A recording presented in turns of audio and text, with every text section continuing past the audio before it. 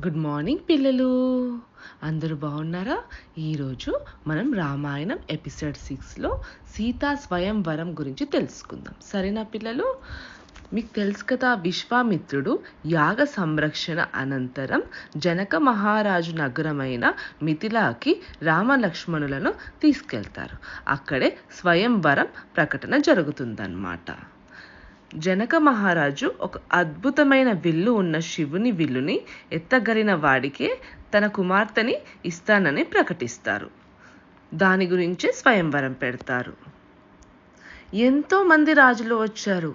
ఉత్తరం నుంచి రాజులు వచ్చారు. విల్లు విరుద్దామని ప్రయత్నించారు, కానీ విరవలేకపోయారు. దక్షిణం రాజులు వచ్చారు. దక్షిణం దిక్కు రాజులు కూడా విరవలేకపోయారు. పడమటి దిక్కు రాజులు కూడా వచ్చారు. వాళ్ళు కూడా విల్లు విరవలేకపోయారు. కానీ అప్పుడే తూర్పు దిక్కు నుంచి రాముడు లక్ష్మణుడు వస్తారనమాట. రాముడు వచ్చి ఆ శివధనస్సుని సులభంగా ఎత్తి విల్లు విరిచి చూపించాడు. అందరూ ఆశ్చర్యపోయారు. సీతాదేవి కూడా ఆనందపడింది. తన వరుడు రాముడేనని నిర్ణయించుకుంది. ఇలా సీత రాముడు పెళ్లి చేసుకుంటారనమాట. మనం వాళ్ళ పెళ్లి వివరాలు నెక్స్ట్ ఎపిసోడ్లో తెలుసుకుందాము. సరేనా పిల్లలు? బాయ్.